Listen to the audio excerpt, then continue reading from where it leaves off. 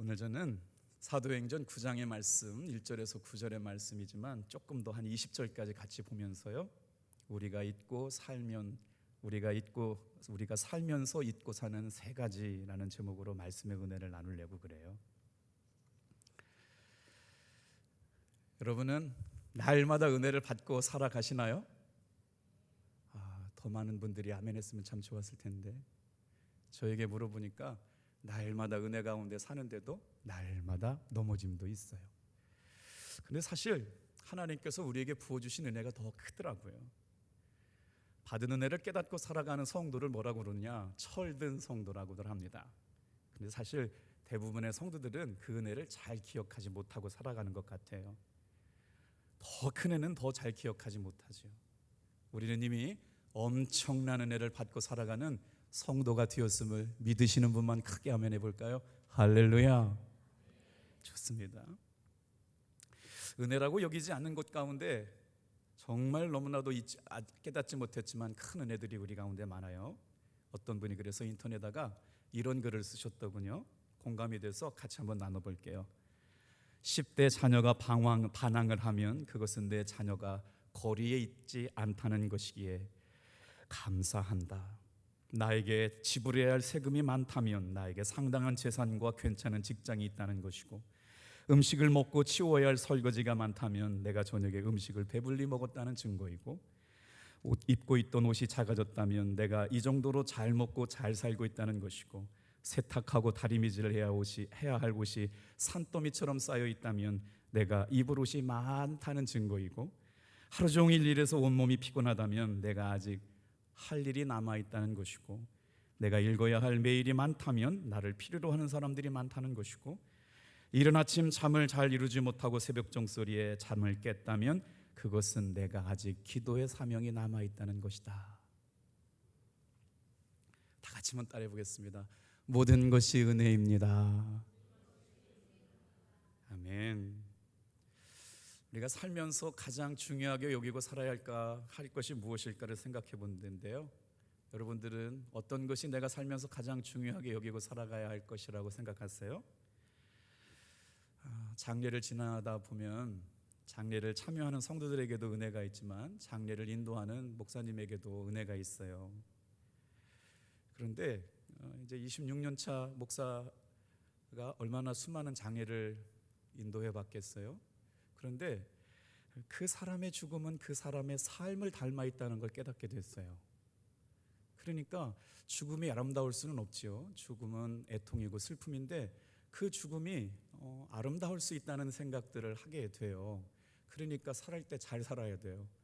옆에 분한테 인사할게요. 죽을 때까지 아직은 죽지 않습니다. 우리는 죽을 걱정할 것 없어요. 죽을 때 되면 다 죽는데 아직 죽을 때가 안 됐기 때문에 죽을 일이 없어요. 오늘 이 시간 저녁에 나오신 여러분, 죽을 때가 되면 다 죽을 테니까 이미 걱정하면서 사시지 않게 되길 바랍니다. 글쎄요, 경건하고 차분하고 조용하고 따뜻하고 친밀하고, 세상에 이번 장례식 때는요, 고 문영애 권사님 장례식 때는 세상에 가족들이 얼마나 분위기가 좋은지 어머니를 다 학원 예식을 하고 큰 오빠가 되시는 분들한테 가족들에게 고생했다고 위로의 말을 한 다음에 세상에 그 어머니 묘 앞에서 사진을 찍었다니까요. 처음 있는 일이에요.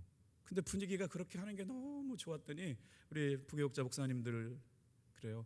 목사님 장례식 이렇게 하는 것도 참 의미가 좋습니다. 많이 배웠습니다. 그래요. 근데 그 아침에 비가 억수로 많이 왔어요. 그러니 이거 화장터에 이렇게 올라가게 될 때 장례를 어떻게 지내? 그러니까 입관 예배 이제 학관식이죠. 마지막 장례 절차를 지내야 되는데 이거 참 쉽지 않겠다. 그랬는데 이게 하늘이 열렸어요. 아주 그냥 햇빛이 그 순간 1시간 정도 햇빛이 쨍쨍하게 부는데 바람은 또 산들바람이 불어와서 날씨는 더운데 시원한 거 있죠. 그러면서 마지막에 얼마나 아름답든지. 그래서 뭐라고 그러냐면요, 사람은 가도 사랑은 남는데요. 그래서 가장 큰 차이가 뭔가 봤더니요, 사랑이더군요. 오늘 여러분, 우리는 언제 죽을지 잘 모르고 살아가요. 우리의 마지막 순간이 예수님 안에서 이렇게 여러분 사랑만 가득한 마지막이 되시기를 주님의 이름으로 축복합니다. 저는 이 세상에 존재하고 있는 것 가운데 가장 소중하고 아름다운 것이 뭐냐고 저에게 묻는다면 저는 단언컨대 교회라고 말하고 싶어요. 제가 지금까지 살아오면서 가장 소망이 있는 곳이 어디냐고 묻는다면 저는 단언컨대 교회라고 말하고 싶어요. 만약에 이 땅에 존재하고 있는 것 가운데 가장 귀하고 복된 곳이 어디냐고 묻는다면 저는 결단코 교회라고 말하고 싶어요. 교회는 성자 예수님께서 피 흘리셔서 예수님과 예수님의 몸과 머리가 되신 곳이거든요. 교회는 성령 하나님께서 그의 눈과 그의 마음과 귀가 항상 예배 드리는 성도들에게 머물러 있겠다고 말씀하시는 곳이에요. 그러니 여러분, 오늘 이 저녁에 더웠지 않습니까? 저녁에도 이제 열대야가 시작돼서 30도가 됐는데 말이에요. 그래도 하루 종일 수고하시고 일하시고 저녁에도 예배드리러 오셨네요. 그런데 이게 어떤 의미가 있느냐? 하나님의 눈, 하나님의 생각, 하나님의 관심이 이 자리에 나와 있는 여러분에게 있다라는 게 은혜인 줄로 믿습니다. 안 보고 계시는 것 같은데 주님 다 보고 계시더라고요. 나만 억울한 것 같은데요, 주님이 때를 보시고 있다가요 갚아주실 때가 와요. 분명합니다. 이거는요. 나만 손해보는 것 같고요, 나만 이렇게 예수 믿어봐야 뭐하나, 그런데요 주님께서 어느 날 갚아주실 때가 있어요. 여러분 조금만 견뎌보시길 바랍니다. 오늘 CTS 방송국 운영이사회가 우리 대덕교회에서 열렸는데요, 참 목사님도 훌륭하세요. 깜상이라고 하는 횟집에 이제 그 권사님 댁이라고 갔는데 이렇게 주고받은 얘기가 뭐냐, 세상에 그 목사님이 목회를 얼마나 진실하게 하셨는지 그 집주인이 예수 안 믿을 때 꿈을 꿨는데 버스가 오는데 버스 이름이 어디 교회냐, 대덕교회 버스가 그 권사님 그 성도님의 꿈속에 나타났대요. 할렐루야. 제가 잘 표현했어요. 예수 믿지 않는 한 자매님이 계시는데 어느 날 꿈을 꿨는데 대덕교회 버스가 집 앞에 자기 꿈속에 나타나가지고 하나님이 오늘부터 대덕교회 나가라고 그랬나 보다, 그래서 대덕교회 다니게 됐대. 이제 이해가 되셨구나. 그래서 그분이 권사님 됐대요. 이야, 목사님이 이참에 한 번 더 자랑하시더라고. 자기네 교회 앞에 호수공원 생긴대. 아니 그때까지는 별로 배가 안 아팠는데 그 얘기 들으니 갑자기 배가 아파져요. 그리고 당신네 교회 뒤편에 2,000평의 땅이 있대. 지금 평당 100만 원 하는데 2,000평이면 20억? 주님만이 나의 소망이에요. 오늘 이 저녁에 여러분 오직 예수님께만 소망이 있는 줄로 믿습니다. 우리 20억 없어도 우리 교회 앞에 호수공원이 생기지 않더라도 이 저녁에 예배드리러 나온 성도님들이 여러분 20억보다 훨씬 더 클 줄로 믿습니다.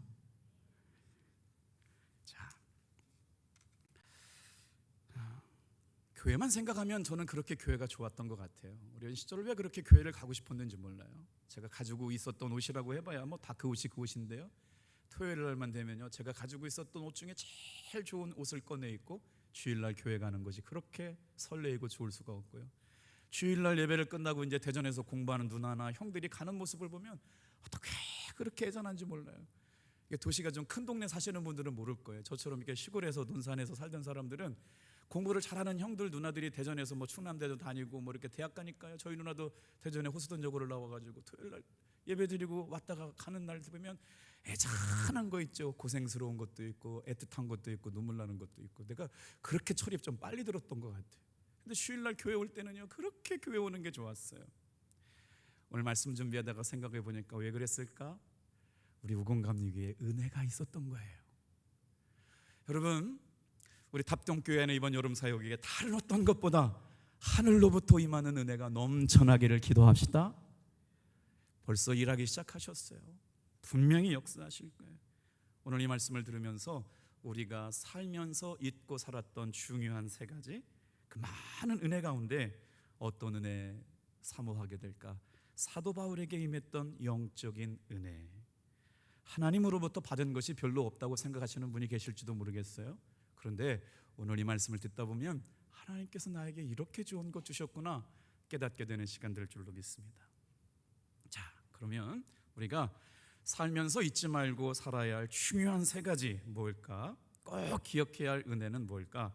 한번 이제 말씀을 통해서 세 가지를 묵상하고 말씀을 마치려고 그러는데요. 첫 번째 한번 따라해 주시겠어요? 하나님이 부르시는 은혜.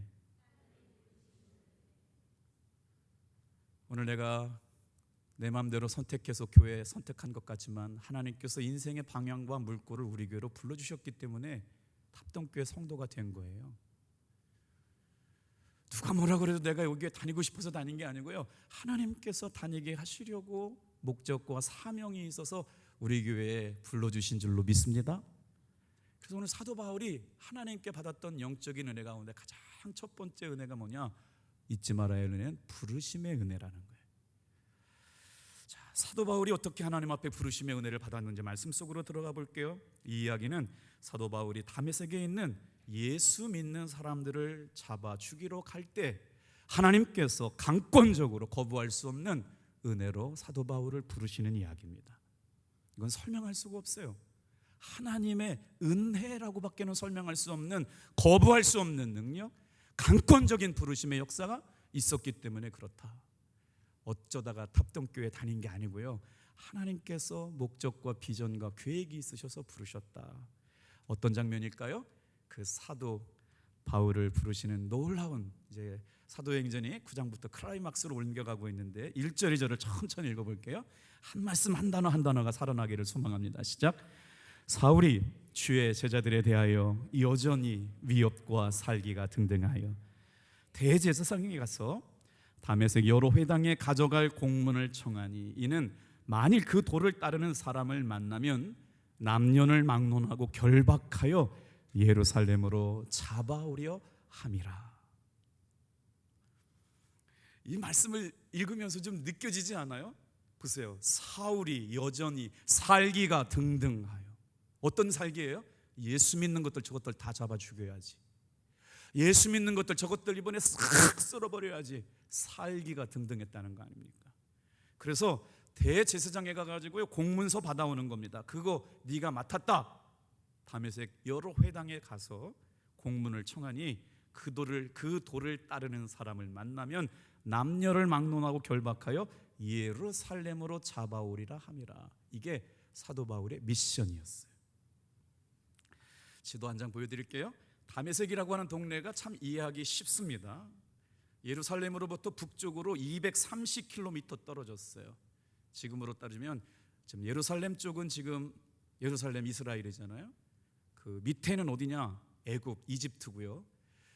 다메섹 있는 정도가 어떻게 될까요? 바레인 정도 될 것 같고, 다메섹의 이쪽 정도, 육지 정도가 이라크입니다. 그 위에 안디옥 위계가 어디냐? 터키 지역이라고 보시면 돼요. 그리고 나서 다소, 저희가 이제 사도 바울이 태어난 곳이잖아요.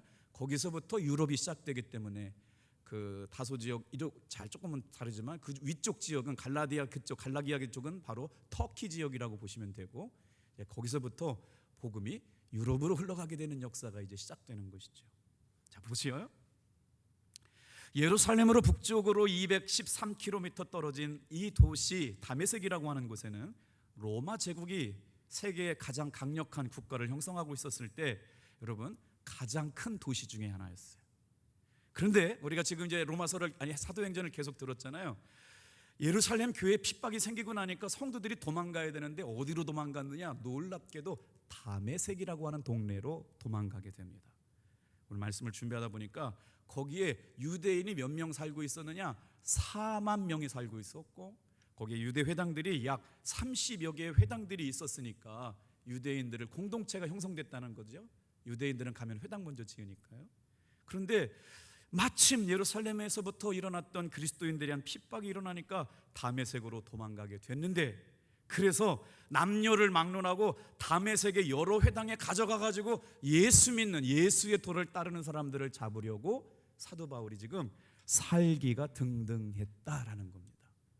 그런데 인생 내 마음대로 돼요? 하나님께서 그 사울을요 콕 집어가지고 하나님의 강권적인 부르심으로 말미암아 거부할 수 없는 은혜를 부르셔서 그를 하나님의 사람으로 바꿔놓으시는 역사가 사도행전 9장에. 오늘 교회 이제 설교하러 강단에 올라오려고 하는데 7시 10분 정도에 이렇게 전화가 왔어요. 강원도에 있을 때 경희대학교를 좋은 대학을 나왔는데 취직이 안 돼요. 왜 그럴까요? 장애우였어요. 다리가 불편했어요. 근데 공부를 너무 잘해가지고 경희대학교를 나왔는데 취직이 안 되는 거예요. 그래가지고 제가 커피숍을 할 때 그분한테 커피 자격증을 따게 했는데 머리가 좋으니까 지금은 정선군 관내에 제일 유명한 커피 바리스타가 됐고 커피콩을 볶는 사람이 되는데, 전화가 온 거예요. 목사님, 대전 논산간 이런 데 비가 많이 온다는데 목사님의 은혜와 사랑을 잊을 수가 없어가지고 어떠시냐고 문안 인사 드린다고. 울컥했어요. 그랬더니 이제 이런저런 얘기하면서 이렇게 물어봐요. 어떻게 지내시느냐? 그랬더니 사실은 목사님이 보고 싶은 것도 보고 싶은 건데 마음의 화가 다스려지지 않는다는 거예요. 왜 이렇게 화가 났냐? 다른 사람 때문에 화가 났냐? 자신의 삶에 화가 났냐? 그랬더니 자신의 삶을 돌아보니까 화가 나가지고 견딜 수가 없다는 거예요. 되는 일이 없어요. 이제 40이 넘었는데 결혼도 못하고 변변한 지갑도 없고. 그런데 그래서 그때 제가 놓치지 않고, 종환이 형제, 예수 믿어야 된다. 당신의 마음을 다스릴 수 있는 건 예수님밖에 없다. 그랬더니 막 깔깔대고 웃다가 이제 끝나고 전화 왔어요. 예배 시간이 다 돼가지고. 근데 마음속에 그런 게 있어요. 왜? 오늘 이 말씀을 제가 묵상했기 때문에 하나님의 거부할 수 없는 강권적인 은혜가 있어서 하나님의 부르신, 여러분, 예수의 도를 따르는 사람들을 잡아 죽이려고 위협하고 살기가 등등했던 사울도 변화시키는데 하나님께서 사랑하시는 저와 여러분들을 주의 도에 여러분 따라갈 수 있도록 은혜 주신 것이 은혜입니다. 어떤 은혜요? 따라해 볼까요? 부르심의 은혜. 그 사건은 다메섹으로 가던 도중에 일어났습니다. 3절 같이 한번 읽어볼게요. 시작. 사울이 길을 가다가 다메섹에 가까이 이르더니 호련히 하늘로부터 빛이 그를 돌려 비추는지라. 이게 우리 성경에는 다메섹 그랬거든요. 이거를 이제 우리 음역을 하다 보니까 그런데 원래 동네 이름은 다마스커스예요. 시리아의 수도 다마스커스라는 동네예요. 사울이 길을 가다가 다메섹에 예수의 도를 따르는 사람들을 잡아 죽이려고 가는데 하늘로부터 호련히 강한 빛이 그를 둘러쌌다. 예루살렘으로부터 200km가 넘는 긴 걸음이지만 지금처럼 뭐 기차를 타고 갔겠어요? 자가용 타고 갔겠어요? 아무튼 이동수단도 어려웠기 때문에 일주일 이상 걸어갔을 것 같아요. 다메섹에 도착할 즈음에 그 시간이 언제였느냐? 하늘에는 강렬한 태양빛이 쏟아지고 있었고 성경학자들은 오전 12시 정도 될 수 있을 거다. 12시 정도의 시간이었다는 거예요. 정오였다는 거예요.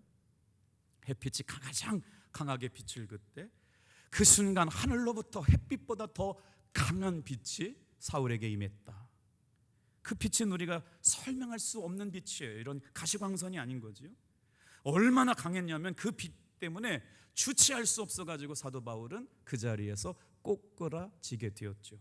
아무것도 볼 수가 없었고 더듬거리면서 정말 어쩔 줄 몰라 하고 있었을 때 하늘로부터 한 소리가 들립니다.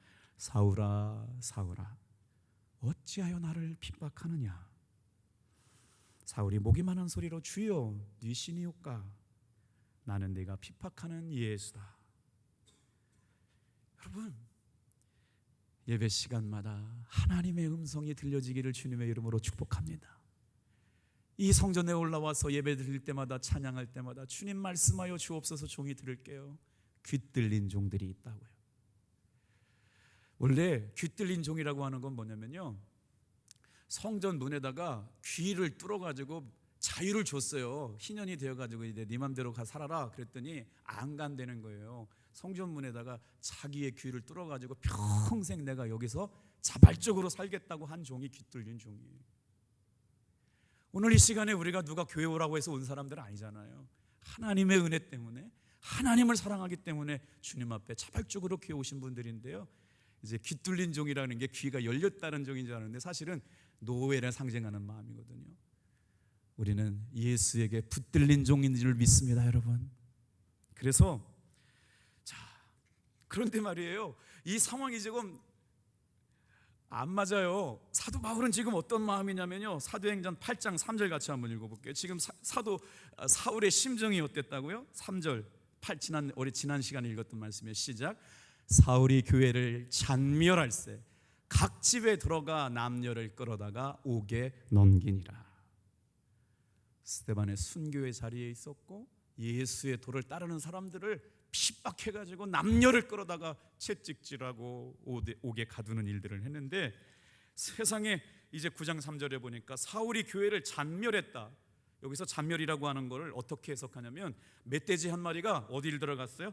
포도밭을 들어갔는데 포도밭에 뿌리부터 시작해가지고 그냥 다 해집고 쑥대밭을 만들어 놓은 상태가 잔멸했다라고 성경에 써 있어요, 해석가들이. 그러니 마치 사울이 교회를 잔멸한다라고 하는 건 믿음의 공동체에 한번 들어가기만 하면 포도밭을 그냥 다 해집고 나져가지고 이제 몹쓰게 만든 것이 잔멸이에요.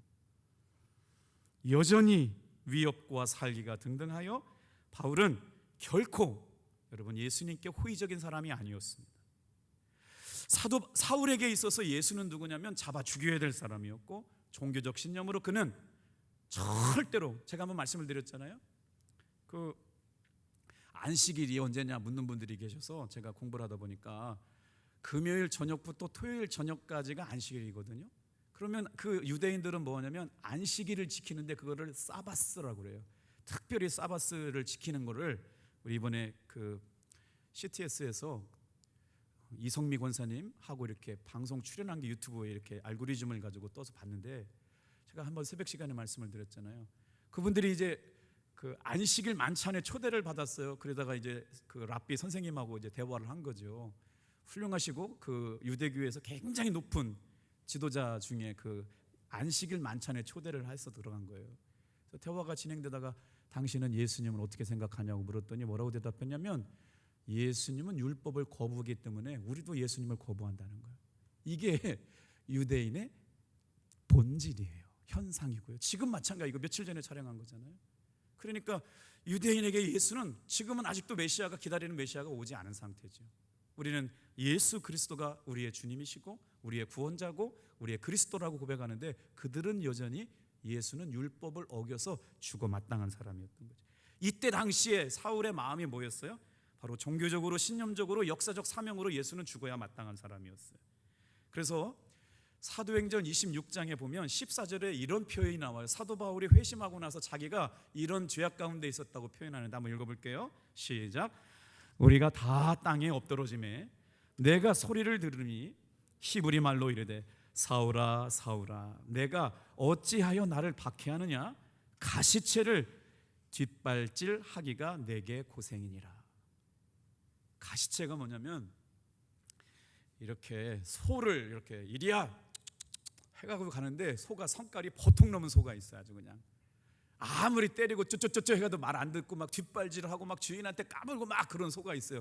그러면 뭘 갖다가 수갑을 채우냐면 가시체라고 하는 거를 소의 발굽에 탁 채우면 있잖아요. 이제 이 고삐의 말을 안 들을 때마다 이 가시체가 소의 발을 이렇게 뼈를 뚫고 들어가는 거예요. 그러니까 자극하니까 아프니까 이제는 이리야 그러면 순순하게 말을 듣는 거예요. 사도 바울이 지금 하나님이 누군지 예수님이 모르니까 지금 까불고 있다는 거예요. 교회에 대하여 발길질하고 있다는 것이죠. 그런데 자기가 무슨 일을 하고 있는지도 모르면서 나를 박해하면서 가시체를 뒷발질하고 있는 것이 너에게 고생이라고 예수님께서 말씀하신 거죠. 이렇게 하나님에 대하여, 예수님에 대하여 대적자고 박해자고 공격자고 핍박자였던 사울을 하나님께서는 거부할 수 없는 은혜로 부르고 계시는 사건, 오늘 바로 이게 우리에게 주시는 은혜예요. 여러분은 어떻게 예수 믿게 되었어요? 저는 예수 믿게 된 사람들을 만나게 될 때마다 너무 설레고 궁금하고 어떻게 교회에 다니게 됐고 예수 믿게 된 게 기적 같은 이야기인데요. 어떤 분은요 자기 발걸음으로 오신 분도 있어요. 어떤 분은 아마 저희 세대 때에는 다 은혜를 어디서 받았느냐, 불 다 꺼지고 주요 통성 기도하면서 부흥회 동안에 강사님이 찬양합시다 그러면 이제 은은하게 찬양이 나와요. 전부여 의지 없어서 손 들고 옵니다. 그러면 우리 어머니 할머니들 그냥 교인들이 다 주 나를 막대하시면 나 어디 가리까, 이 찬양 부르면서 다 주님이 나를 부르셨구나 그랬잖아요. 이제 여기 지금 막 끄떡끄떡 하시는 분들은 이제 아마 그때 저랑 같이 은혜 받으셨던 때인 것 같아요.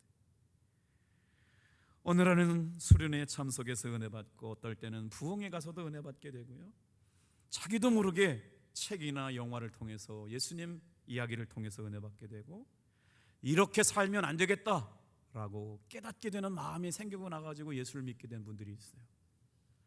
어릴 때 교회 다녔다가 갑작스러운 하나님의 부르심 때문에, 때로는 사고나 실패나 질병 때문에 예수님께 나오는 경우도 있거든요. 근데 어느 날 갑자기 이런 분도 있어요. 아, 내가 이제 하나님께로 돌아가야겠구나. 제가 우리 정미숙 집사님이랑 한번 얘기했잖아요. 동국대학교 나온 자매가 의사 부인이었는데 큰 가정의 상처를 딛고 달성사를 올라가다가 우리 교회 교우들이 부활절 부활단을 가지고 나서 달성사에 기도하러 가는 자매한테 이렇게 계란을 줬는데 이렇게 들었다는 거예요. 나는 불구여대학교 동국대학교 나오는 선생님인데 세상에 계란을 부활란을 주는 걸 보고 하나님께서 나를 이제 부르시는구나 라고 깨닫고 예수를 믿고 나서 저 뒷자리에서 복음의 은혜를 깨닫고 매일마다 울어요. 진짜 1년 내내를 울어요. 이렇게. 왜 그렇게 우는지 몰랐어요. 그때 복음의 은혜를 깨닫고 말이에요. 그런데 왜 이렇게 말씀을 길게 드렸냐면, 하나님의 부르심은 모든 사람이 다 똑같이 부르시진 않다는 거예요. 사도 바울처럼 막 극단적으로 막 강권적으로 말이에요, 불가항력적으로 부르시는 게 아니에요. 예를 들면 루터의 부르심은 어떻게 했느냐, 루터가 집에 다녀오다가 함께 25살 때 친구와 함께 지금처럼 이렇게 비가 많이 오는 날 집으로 돌아오고 있는데 에르푸르트라고 하는 들판에서 천둥 번개가 쳤어요. 두 친구 25 먹은 그 2살의 청년이 루터와 루터의 친구가 비 오는 날 천둥 번개를 맞았는데 루터는 살고 친구는 죽게 되면서 그 순간이 너무나도 두려워가지고요, 하나님 앞에 루터는 자신의 삶을, 선교사의 삶을 살겠다고 헌신하게 되죠. 수도사가 되겠다고 그랬어요. 그러니까 아주 그냥 강권적으로 막 이렇게 급하게 부르셔가지고 불가항력적으로 부른 사람도 있고, 어머니가 예수 믿거나 교회 다녀가지고 자연스럽게 특별한 감동 없이 교회 다니는 분들도 있는데, 여러분 꼭 이렇게 사도 바울처럼 부름을 받아야만 큰일 하는 게 아니고요, 종교개혁자였던 쯔빙글리나 다른 칼빈 이런 사람들은 뭐 이렇게 특별한 감동이 없었어요. 그냥 교회를 나와가지고 천천히 은혜 받았음에도 불구하고 종교개혁을 일으키는 위대한 종교개혁자들이 됐거든요. 그러니까 강권적으로 막 사도 바울처럼 사울아우 사울아우 사울아우 사울아우 부르지 않아도 다 주님의 부르심 가운데 있는 줄로 믿으시길 바랍니다. 그래서 오늘 주인공 바울은 주님의 음성을 듣고 주님 앞에 돌아왔다는 거예요. 사도 베드로도 이렇게 초자연적인 경험은 없었어요. 예수님께서 갈릴리 바다에서 사도 베드로를 향해서 베드로에게 나를 따르라, 내가 너를 사람을 낚는 어부가 되게 하리라, 이 말씀 듣고 그냥 따라왔지 사울처럼 이렇게 강권적인 역사는 없었단 말이에요. 자, 중요한 건 뭘까요? 저와 여러분도 어떤 형편과 상황에서 부르심을 받았더라도 다 같이 한번 따라해 볼게요. 하나님께서 부르셨다. 우리에게는 부르심의 은혜가 있기 때문에 오늘 이 저녁에 다 여기 나와 있는 거죠. 그러면 어떻게 해야 될까요? 두 번째로 그 부르심에 순종해야 해요. 왜 부르셨을까? 하나님께서 은혜 가운데 불러주셨고 우리에게 사명 주셨기에 우리의 가야 할 길이 있다는 겁니다. 저와 여러분들에게 오늘 이 밤에 다시 한번 잊고 살았던, 그렇지, 나는 부름받아 사는 인생이야. 부름받아 사는 인생에는 하나님께서 사명이란 걸 주셨어요. 사명이 끝나지 않는 한 우리는 절대로 죽지 않습니다. 할렐루야. 자, 아주 하나님의 부르심에는 영적 신비가 있다는 걸 말씀을 드려볼게요. 여러분 이분 혹시 아세요? 사진 보여주세요. 정말 연구 대상인 분이에요. 저분은 저보다 나이가 훨씬 많아 보이는데 제가 형이네요. 1974년에 태어났어요. 왜 하나님의 부르심이 영적 신비냐? 저분을 잘 보세요. 유튜브에 굉장히 유명한 분이거든요. 74년에 태어나가지고 서울에서 자라다가 동국대학교 불교학과 학승으로 입학을 하게 됩니다.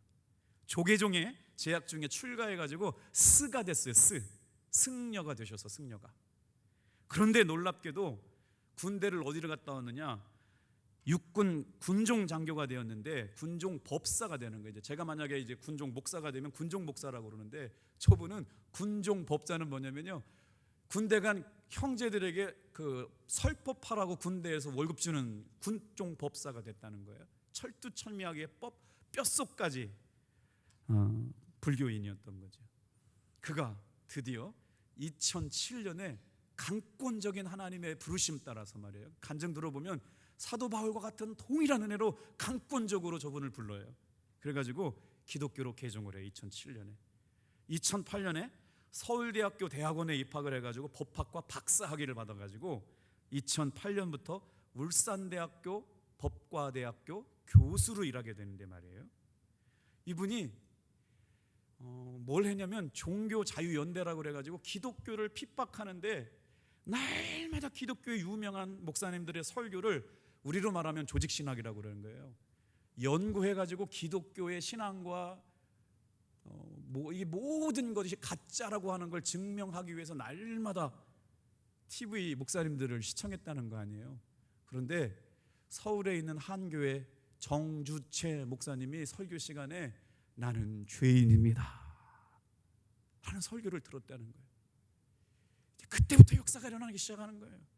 저 사람 쇼하고 있다, 거부하고 부인하고 뭐 한간 얘기했는데, 그때부터 목사님이 강단에서 내가 죄인입니다 라고 했던 것이 뇌리에 박혀가지고 떠나가지 않아가지고요, 그때부터 예수 믿는 사람이 되어서, 들어보세요, 서울대 박사님이시고 울산 법대 교수님이신데 2022년에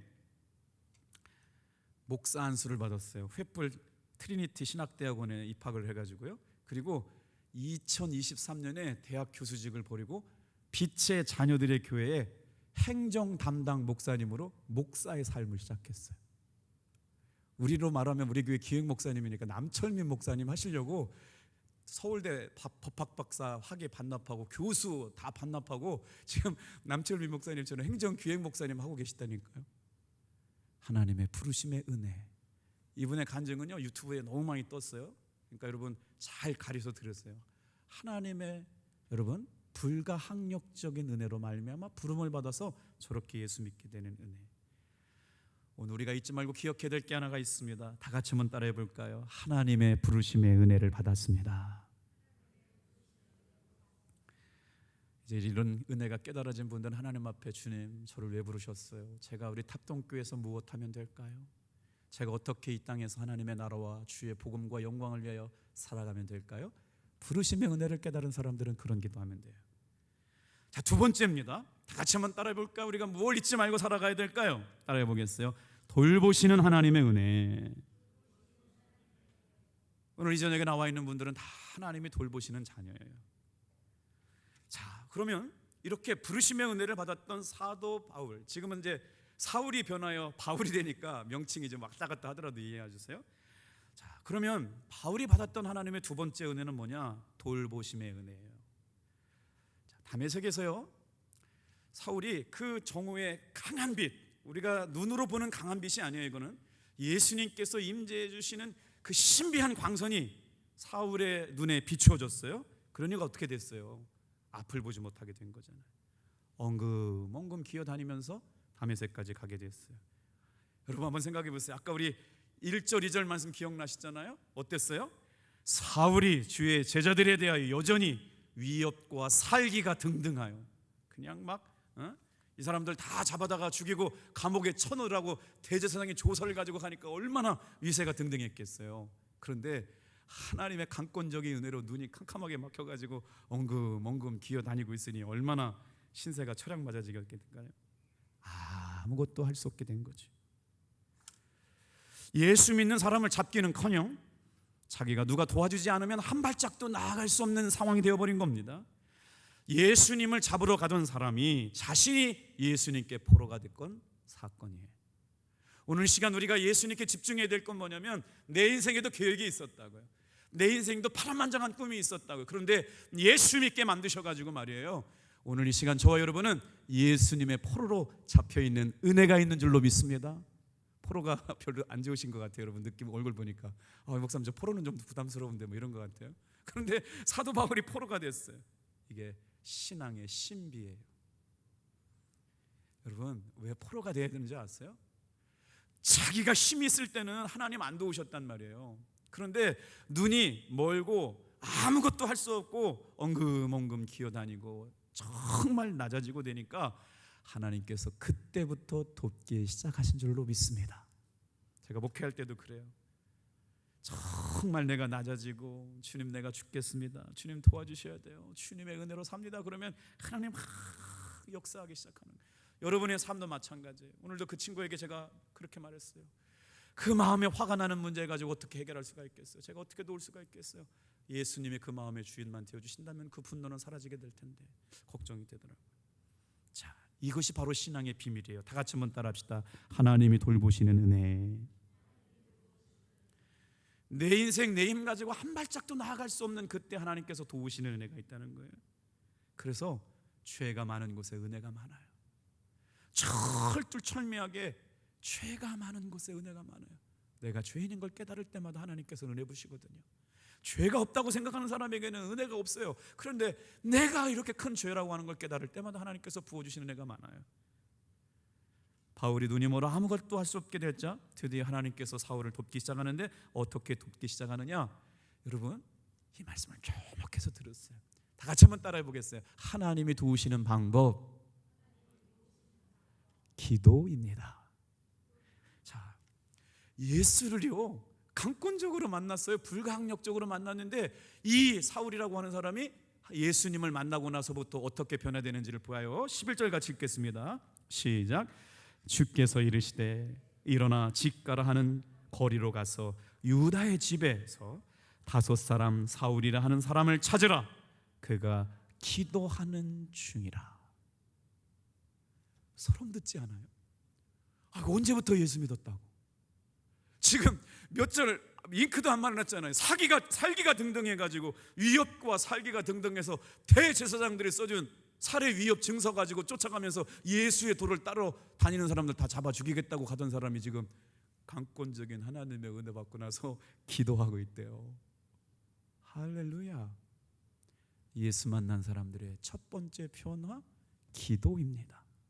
하나님은 우리를 어떻게 도우시느냐? 우리가 힘이 뭐가 있어요? 내가 뭐가 힘이 있냐고요. 이 험한 세상을 우리 자녀들이 어떻게 이겨나가요? 여러분, 진짜 기도할 때입니다. 여러분, 왜 그럴까요? 우리가 마약이란 걸 뭔지 모르고 살았잖아요. 우리 중고등부, 청년부, 유초등부가 이젠 마약에 자유롭지가 않아요. 마약은 한 번만 섭취해도 내가 망가진다는 거잖아요. 그런데 지금 대한민국이 마약고강국이 됐다는 거예요. 심각합니다. 언제부터 우리가 이렇게 가상화폐니 비트코인이니 이렇게 빗썸이니 이런 거 해가지고 아이들이 청춘을 지금 일하지 않고 순간에 돈 벌어가지고 인생에 점프 한번 해보겠다고 지금 투자했다고 손실보는 청년들이 다 빛에 있어가지고 지금 얼마나 망가지고 있는지 몰라요. 그런데 이때 낙심하거나 절망하지 말고 여러분, 예수 믿고 예수 만나고 하나님 만난 사람들에게 주어진 가장 강권적인 은혜가 뭐냐? 기도인 줄로 믿습니다. 다 같이 한번 따라합시다. 사울이라는 사람을 찾으라. 그가 기도하는 중이라. 예루살렘 교회는 기도로 시작했던 교회고 기도에 전심전력했던 교회예요. 자, 보니까요, 사도행전 2장 42절 말씀에 보니까 사도들이 가르침을 받았어요. 예루살렘 교회 성도들이 사도들의 가르침을 받고 기도에 전혀 힘쓰니라. 오늘 우리 교회가 하나님이 기뻐하시는 교회 말이에요. 부족하지만 담임 목사님의 영적 지도를 받아가지고 온 교회가 말씀과 기도에 전무할 때 하나님 우리 교회를 이 시대에 존귀한 하나님의 교회로 사용할 줄로 믿습니다. 여러분, 제가 오늘 이렇게 힘내는 건요, 주님이 용기 주셔서 사는 거예요. 주님이 힘 주셔서 힘내는 거예요. 제가 힘 있어서 이렇게 힘내는 게 아닙니다. 주님의 은혜 바라보니까요. 주님의 위로 바라보니까 말이죠. 교회가, 예루살렘 교회가 120명으로부터 시작해가지고 수만 명이 모이는 교회가 됐는데도 불구하고 예루살렘 교회는 기도에 전무하는 교회가 되었다. 사도행전 4장 24절 말씀해 보니까 그들이 듣고 한 마음으로 하나님께 소리 높여 기도하였더니, 하나님 앞에 소리 높여 기도할 때 오늘 이 시간 끝나고 나서 우리 3분 동안만 기도해도요, 우리 교회 학교 어린이들이 하나님 만나고 예수님 만나고 주님의 음성 듣고 인생이 바뀌어져가는 역사가 일어날 줄로 믿습니다. 여러분, 이게 지금 우리가 닮아야 할 교회였던 거죠. 예루살렘 교회는 기도하는 일에 전무하고 말씀 전하는 일에 전무했다는 거죠. 예루살렘 교회는 기도가 충만한 곳이었어요. 여러분 좀 다시 한번 보셔야 하나요? 예수를 그렇게 다메섹 가는 그 길에서 만난 사람이 눈이 멀어가지고 그 기도하고 있었다는 거 아닙니까? 예수 만난 사람의 특징, 예수 만난 사람의 특징, 예수 만난 사람이 진짜 변화가 뭐냐? 기도하며 살아가는 사람인 줄로 믿습니다. 더우니까 제가 이해는 되는데, 봄에는 새벽 기도가 40명씩 나오셨는데 요즘은 이제 점점 줄어요. 여러분, 이 여름에도 기도하기를 주님의 이름으로 축복합니다. 여름 휴가 갔다 오고 하세요. 목사가 마음이 너무 약해. 그래도 사모하는 사람들은 주님의 은혜를 보고 내일 새벽부터 나오시길 바랍니다. 아멘. 왜 이 말씀을 묵상하는데 하나님의 사랑이 우리 마음 가운데 있구나. 이런 성도님도 오늘 얼마나 힘들었어요. 일하시는데 더웠잖아요. 습도는 얼마나 높았어요. 그런데 보세요, 부르심에 받은 구원의 단계를 설명해 드릴게요. 하나님께서 부르심의 은혜를 경험한 사람은 어떻게 되느냐? 그 다음부터 하나님을 사랑하게 돼요. 아이 사무엘은 여호와 곁에서 섬겼더라 자랐더라 말씀 들었잖아요. 여호와 옆에서 자란 아이는 어떻게 되느냐? 하나님을 사랑하게 되어 있어요. 하나님을 사랑하게 되니까 어떻게 자꾸 하나님만 생각하게 돼요. 하나님만 바라보게 돼요. 이 은혜 과정이 그렇거든요. 그러니까 어떻게 돼요? 하나님을 더 깊이 사랑하니까요, 자신의 삶을 드리고 싶은 거예요. 시간을 들여도 아깝지가 않아요. 아마 지금 목사의 삶을 살아가는 분들을 여러분 기도해 주셔야 돼요. 어느 누가 자기의 생명을 주님께 드리겠다고 요즘 신학교 많이 안 간대요. 수련회를 겨울방학 여름방학 때 못해가지고 신학교가 다 미달이래. 지금 앞으로 대한민국 교회에 부목사님이 없어지는 시대가 와요. 전도사님을 못 구하는 시대가 온다니까. 이미 왔어요. 지금 협성신학대학교 신학생 80명 모으는데 25명밖에 안 왔대요. 인구 절벽을 맞이한 것도 그런 것도 있지만 지금 모든 신학교가 지금 다 인원을 채우기 할 수가 없어요. 이러다 보니까 어떻게 돼요? 근데 예수님을 사랑하니까 자기의 생명 드리고 싶어지는 거 아닙니까? 그러면서 하나님께 최고의 주신 은혜를 드리다고 싶어지니까 하나님께서 돌봐지기 시작하시는 거예요. 여러분, 예수님께 전부이면 하나님도 나를 전부 책임져 주실 줄로 믿습니다. 그러면서 하나님께서 도우시려고 눈멀어 있는 지금 여러분 5사람 유다의 집에 가서 5사람 사울이라고 하는 사람을 찾으라. 성령께서 아나니아라고 하는 사람에게 직접적으로 말씀해 주시고 그가 기도하는 중이라고 말씀하시는 거죠. 사도 바울은 하나님께 돌아오자마자 기도하게 생겼어요. 자, 아나니아라고 하는 사람이 누구냐? 하나님은 은혜로우시다라는 이름을 가진 사람이에요. 성령께서 지금 빌립을 에디오피아 간다기의 국왕 여왕의 국고를 맡고 있는 사람에게 성령의 이끌심에 따라가지고 전도하게 됐는데, 지금도 사울이 기도하고 있는 걸 성령께서 알게 하셔가지고 그를 도우시려고 누굴 보내시느냐? 역사합니다. 아나니아라고 하는 사람에게 하나님의 은혜로다라고 하는 뜻을 갖고 있는 사람에게 말씀하시는 거예요. 볼까요? 17절 성경 조금 넘겨보세요. 자, 시작. 아나니아가 떠나 그 집에 들어가서 그에게 안수하여 이르되 형제 사울아, 주 곧 내가 오는 길에서 나타나셨던 예수께서 나를 보내어 너로 다시 보게 하시고 성령으로 충만하게 하신다 하니. 오늘 이 저녁에 여러분 성령님께서 저와 여러분을 다시 보게 하실 줄로 믿습니다. 그리고 성령으로 충만하게 하실 줄로 믿습니다. 누굴 사용하셨어요? 아나니아라고 하는 기도에 충만한, 한때는 예수를 믿는 사람을 잡아 죽이려고 했던 사람 아닙니까? 그런데 세상에서 하나님께서 뽑아 쓰시려고 한 사람을 발견하시고 그를 영적으로 자라게 하시려고 하나님께서 보호하시는 은혜를 베풀어 주시는 거예요. 18절 여러분 보세요. 즉시 사울의 눈에서 비둘기 같은 비늘 같은 것이 벗어져 다시 보게 된지라 일어나 세례를 받고. 여기 18절 보세요. 18절 무슨 말씀이 중요한 말씀인 것 같아요? 17절이네요. 아나니아가 가서 예수 믿는 예수의 도에 속해 있는 사람을 잡아 죽이려고 했던 그가 예수님을 만났다라고 하는 소리를 듣고 성령의 인도하심을 따라서 사울을 찾으러 갔잖아요. 그런데 그를 뭐라고 불렀다고요? 뭐라고 불렀대요? 형제라고 불렀다고요.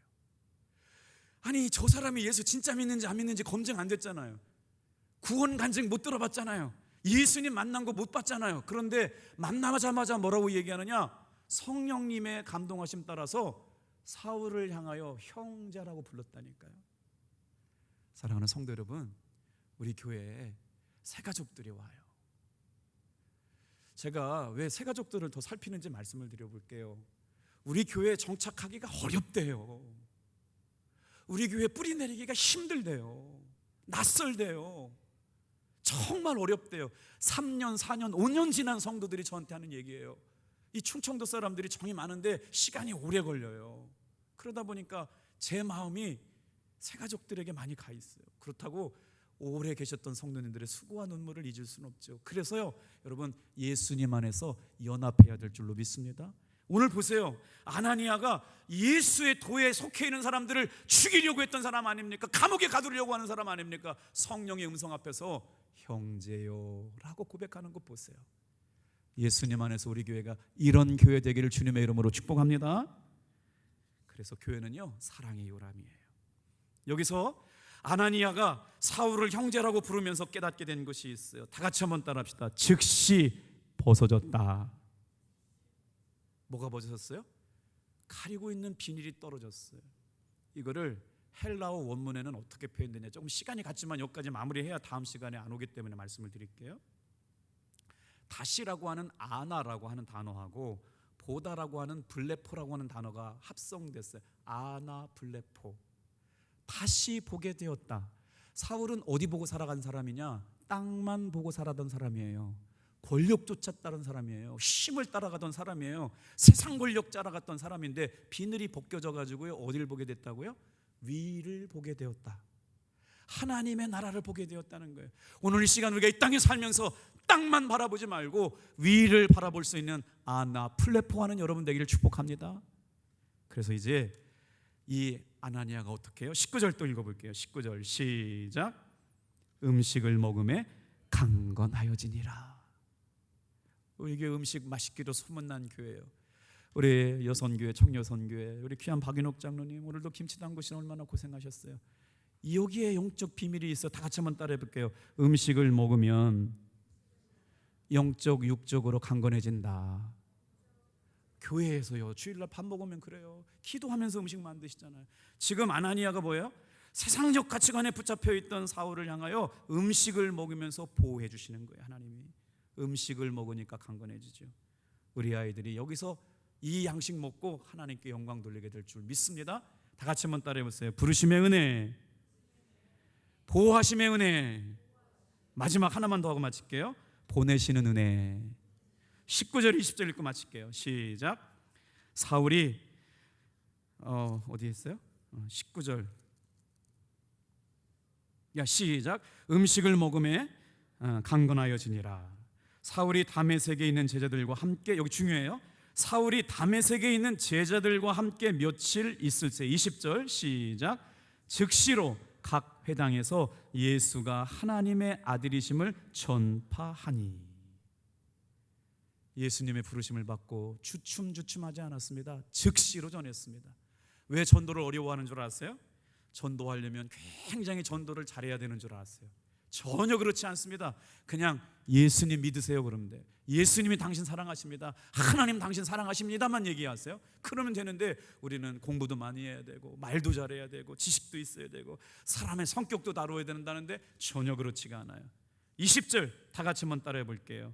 예수가 하나님의 아들이심을 전파하니.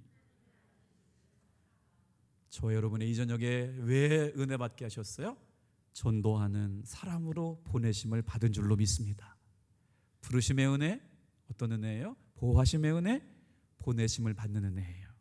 저와 여러분들이 세상 끝날까지 예수님이 주님이시다, 예수가 그리스도다, 예수님이 부활하셨다, 이것 자랑하는 귀한 진짜 그리스도인들 다 되시기를 축복합니다.